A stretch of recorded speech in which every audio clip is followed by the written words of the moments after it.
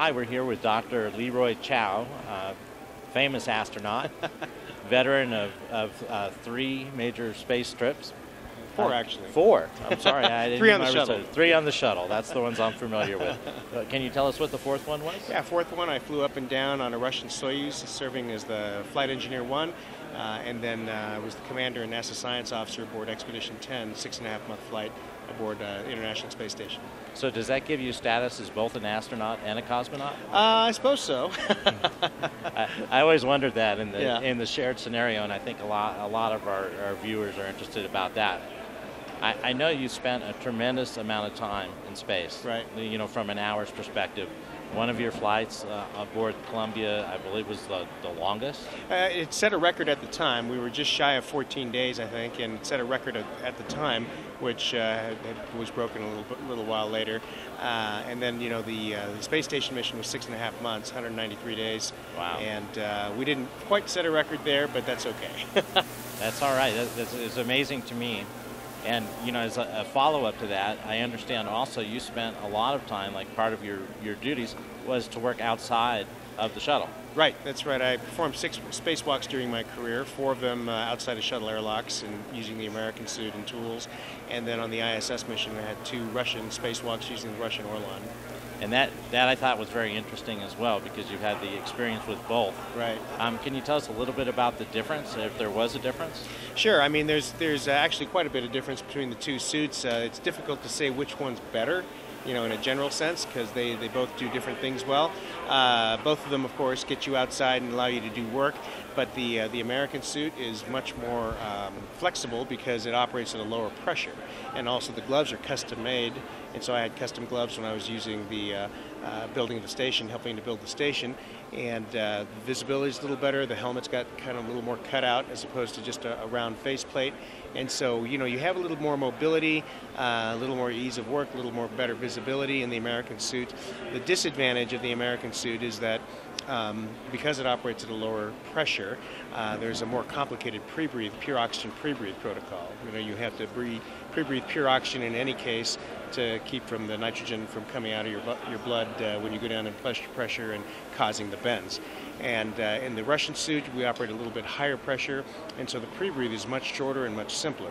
Also, the Russian suit is easier from the perspective that because the gloves aren't custom made and you don't have different arms and leg segments, you just kind of pull these cables until, you know, you kind of scrunch the material up until everything kind of fits. So it's kind of a one-size-fits-all, and that's easy logistically. In other words, if you're using the American suit and suddenly one of the crew members or the crew gets changed out at the last minute because of a medical event or something, and suddenly you've got a different crew flying and you've got the wrong gloves, the wrong pieces up on the station. So now you've got to figure out a way to get their stuff up there with the American suit, whereas with the Russian suit it's just a change in dimension. So if you really have you know, kind of intensive work to do, the American suit has the advantage. It's worth the overhead of the preparations and the pre-breathe. If it's a relatively simple task, then the Russian suit will get you out and back in more quickly. But the reality is that if we're working on the American segment, we use American suits controlled by Houston. If we're working on the Russian segment, we use the Russian suit controlled by So you could actually use different suits in the same mission? Oh, yes, definitely. Oh, that's very interesting to hear. Mm-hmm. And I understand that you were joking around. I heard on one of the shuttles and actually created something called iRed. Is that? No, we weren't joking around. Oh, actually, that was didn't seem like you were reprimanded. No, iRed was an exercise device. Okay. Right, and stands for interim resistive exercise device. And so what we were doing, it's a set of loaded cords, and you can change the resistance. You can attach a bar or a harness to it, and you can do weightlifting type exercises to help keep your bones and your muscles in shape.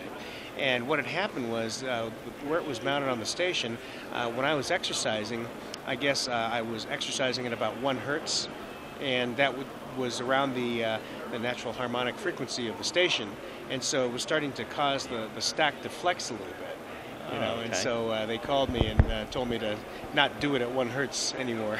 That's funny. I never thought of exercise quite that way, but that's that's really interesting. And I understand though that that's become a procedure that they use.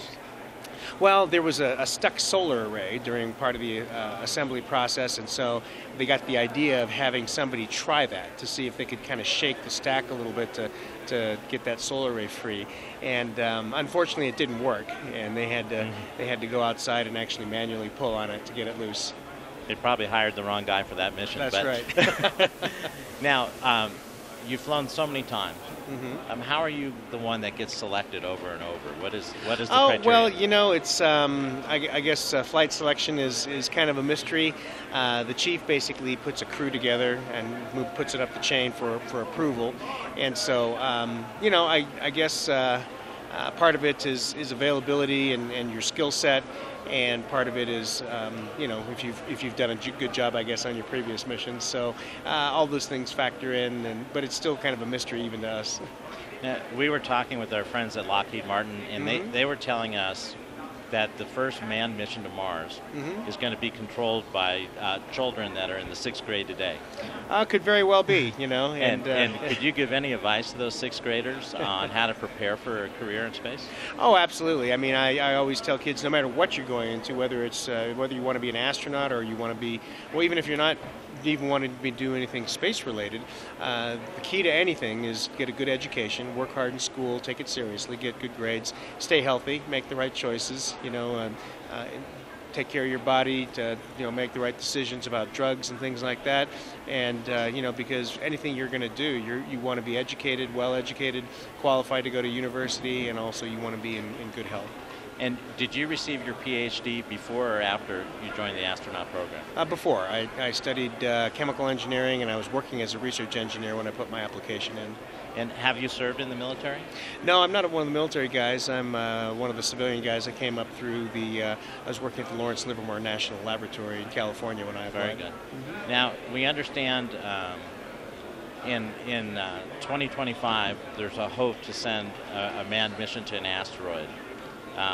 What type of person do you think that will be? What type of people will they send on that flight? I would imagine it would be someone who has long duration experience, because this kind of a mission would be on that same order of magnitude. In other words, shuttle missions were about 2 weeks in duration. ISS missions are around 6 months in duration. So I would expect an asteroid visit type of mission to be similar, several months at least, probably similar in duration.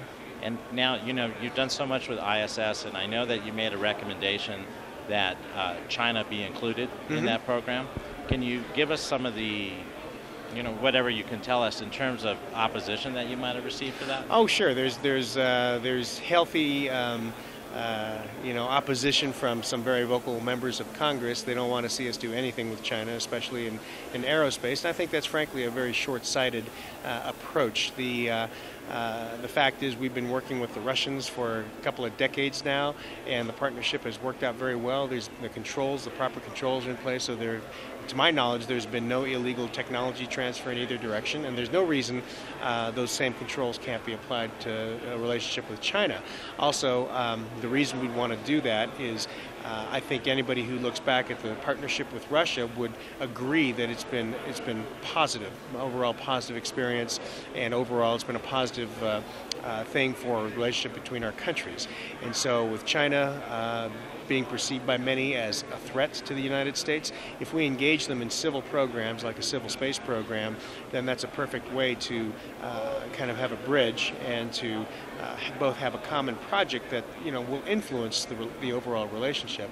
I use as an example the 2007 anti-satellite test that China conducted, where they used an interceptor and basically blew up one of their own old weather satellites, demonstrating their capability to shoot down satellites. Now that caused worldwide condemnation, as it should have, but think about it, if China had been a member of the ISS program, they may not have conducted that test. They certainly would have thought about it 2 or 3 times. No, I think it's very open-minded, and we're in a global world and now a global universe. Right. So I was impressed by the fact that you would speak out vocally, given what I would consider a career risk. So, well, I did it after I left NASA. So, as a NASA astronaut, I would not have been allowed to make such comments. Even as an individual, because it would be blurred. The line would be blurred because people would still think of me as an active NASA astronaut. But once I left NASA, and was no longer a civil servant and a NASA astronaut, an active NASA astronaut, then I was free to go and voice my own opinions. And now that you are free, we understand, from what we're hearing, most future space flights will be manned by astronauts, cosmonauts, whatever they'll be called, from private industry.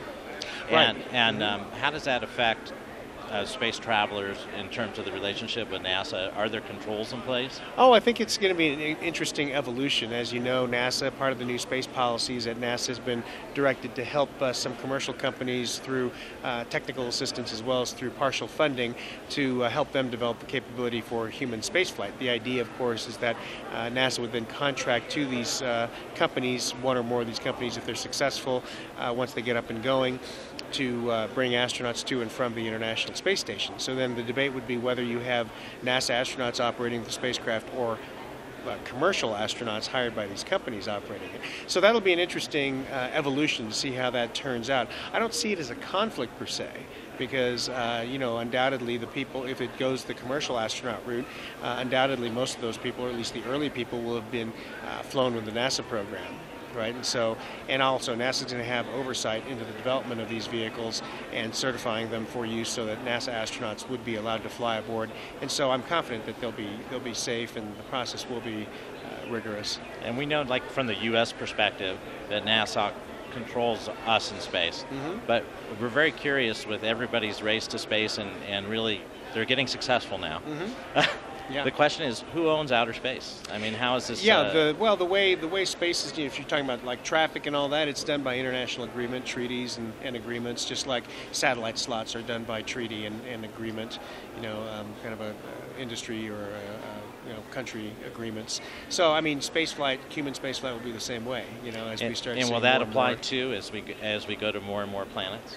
I think so. I mean, I think the ideal way to do beyond low Earth orbit exploration would be to use the model that we've used to build the international and operate the International Space Station. That is, we have this framework, this international framework that's worked extraordinarily well, and that same framework should be applied to beyond low Earth orbit exploration. I really appreciate that opinion, and I want to close with one more question. Sure. I know that you've been involved in following in healthcare studies, particularly for astronauts that have had a lot of time in space.